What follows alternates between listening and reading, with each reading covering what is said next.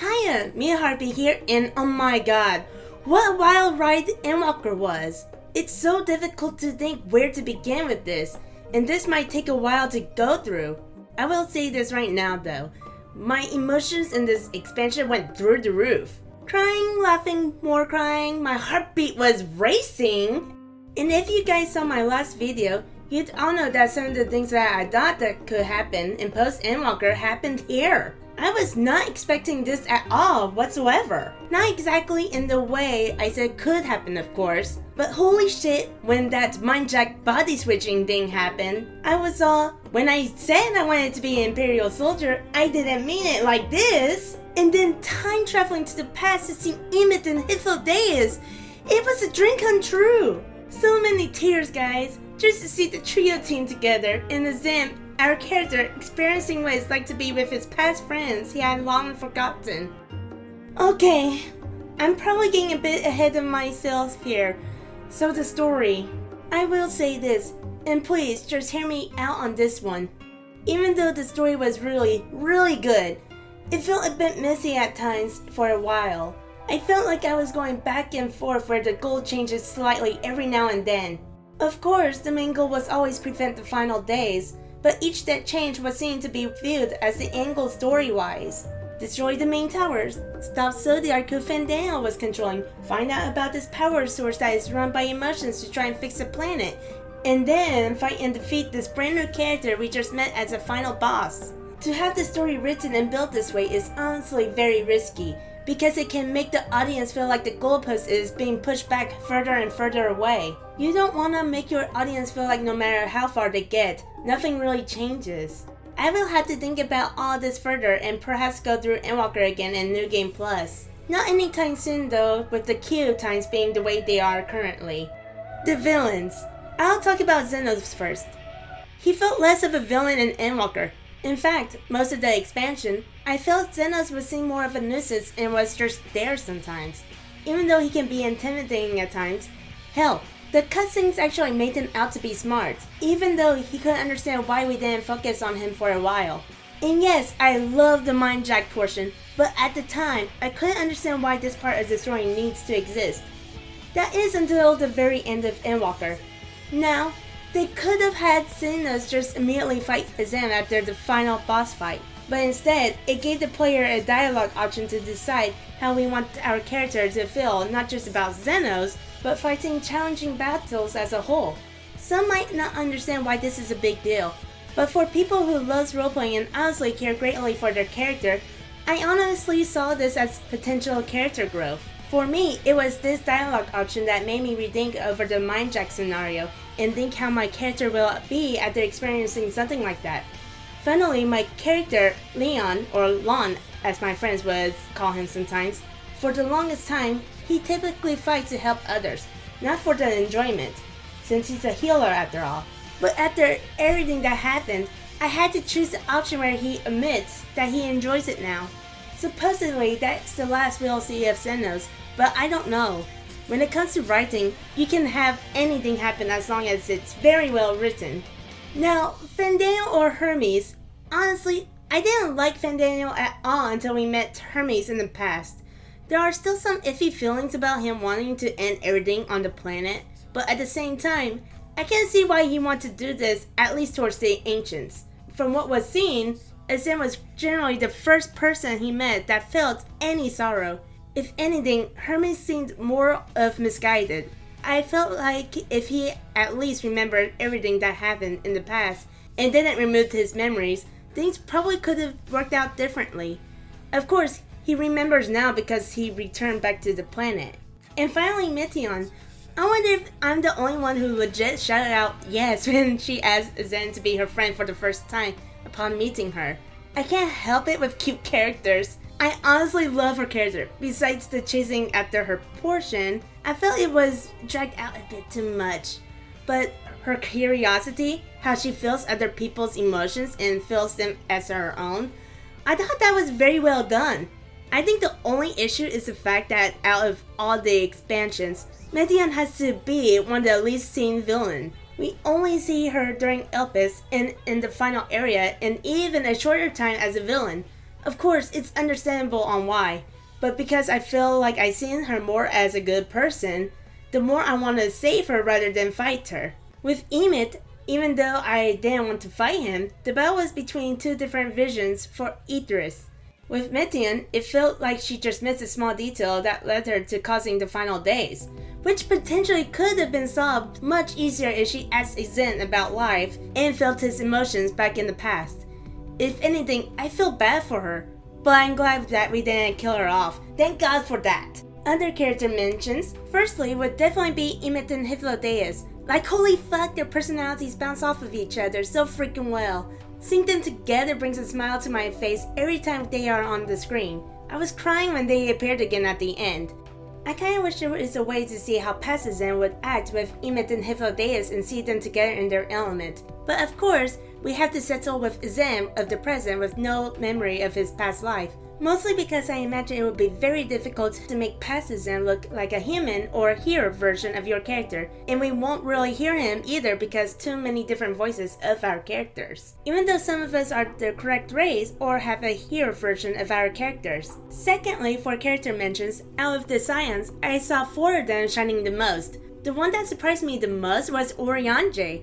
I honestly didn't care as much for him as I did with the others, but he definitely grew into a better person here. One of the moments I teared up at was when he met up with Mo and Bretta's parents. What a great scene that was. The other 3, I feel like I had to put them together. Garaha, Alphinaud, and Alisaie. They were great throughout the expansion, and they were great at the ending. You get to learn more about the twins and their lifestyles, and going through Garon Mall with them.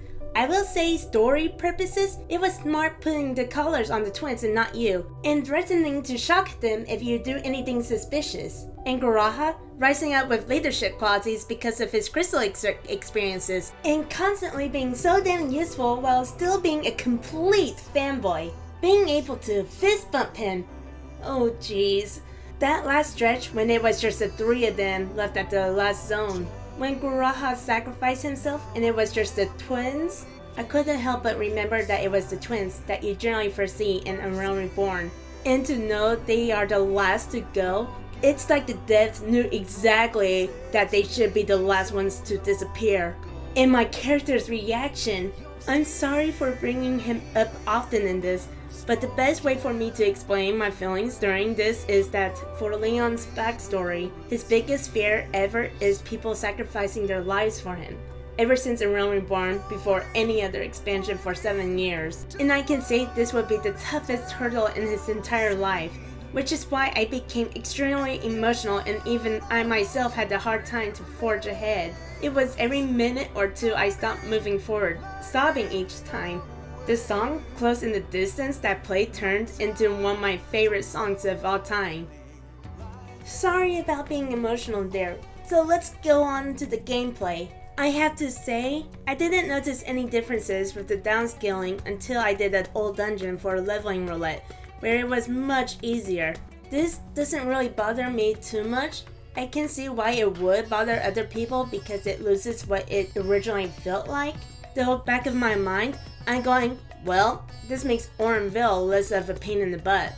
I went through the MSQ as a scholar and the quest felt alright, and now I'm working on Reaper. The instances, wow, they were mind-blowing. Well, they were tough, but I managed to do most of them on my first try. It feels like ever since the end of Shadowbringers, they cranked up the difficulty a bit. The 3 biggest ones for me was the one with Dancreed, the Mindjacked portion, and Xenos' battle. The trust system? Holy cow, we got our first trial trust duty. They succeeded in making it work. They have it where you have a limited amount of times where you can die before it's considered a fail. I understand why they did that. They didn't want you to be carried too much. And I say my favorite trust duty dungeon is the one with Na, Emmett, and Hythlodaeus. Their dialogue during it I find to be priceless. I swear, Emmett and Hythlodaeus is one of the best duos I have seen in this game. At the end of this journey, I have to say, I love Endwalker for how much emotions it brought out of me, which is funny since emotions, or dynamis, is what this expansion is about. Is it better than Shadowbringers? That might take me some time to determine for myself, and a decision everyone will make on their own. I do feel like Endwalker is better, but that could also just be because I was hyped up for this. I don't want to include patches on the decision, otherwise that would be unfair. Story-wise, Shadowbringers felt like it flowed better, while emotional-wise, Endwalker was vastly superior. Of course, you can say the story and emotions was this way because of everything that led up to this. For the longest time, I always separate expansions and see which was better, but now, after everything, how can I do so when the reason for what we got in Endwalker was because of everything we got before? I think for now, for the future, instead of comparing expansions, I will compare arcs. For the moment, I rather judge Final Fantasy XIV as a whole, so I will say this. In all my life, I never came across a story with so much creativity and passion to the point that I feel sorrow for those who will never see this in their life. It's this game story that now, I don't take stories in general for granted. Within 7 years of playing, I became a critic more than ever.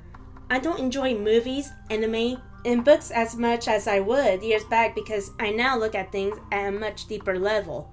And the crazy thing is, I never expected, of all things, it's this game to change me like this. Yes, there are some flaws I've seen like in some of the class storylines and such, but the writers for this game, I can tell they put their souls into making a great story. And how things are alike nowadays, that seems to be rare. I can't express enough on how thankful I am, truly. There's so much more of Endwalker I could talk about. I know I didn't talk about all the characters. Heck, I didn't talk about Vana, even though we finally got to see what she's like and how she is a Zim as well. Her mentioning of the original Zim makes me wonder if there's a third Zim, or are we that original Zim who died and reborn into the past Zim, and I should just stop there. Not enough information. I still have multiple questions about her and our character. Those who watched my very first video, I can assure you, I still have no reason to doubt my Hydaelyn's influence theory for now, as we are still missing details. We now know exactly on why she chose Azim, our character, to be her champion, but we still don't know how everyone got to the point where they see Hydaelyn as good after the Sundering, especially since everyone lost their memories. Hydaelyn herself acknowledges all the pain and sorrow she caused by doing this. Of course, we wouldn't be able to fight Meteion if she didn't sunder the world, making Dynamis more prominent, and we still don't know about Azim's seemingly absence and not responding to Vana's grid during the first final days. I don't know if the writers just missed these details, or if it's going to be mentioned later on. Thanks for sticking with me for this video if you got this far. Please leave a like if you enjoyed the video, and you can comment about your own feelings and favorite moments in Endwalker that you are in desperate need to say. With many of us not wanting to spoil anything to our friends as they go at their own pace with the MSQ, I completely understand the need of saying something, anything. And we can now spend even more time thinking what will happen in the post-content. Especially now we have a freaking spaceship! Star Trek and Star Wars references galore perhaps? Maybe even Stargate SG-1, though that's probably just wishful thinking on my end. Well, I hope you guys have a great day and see ya!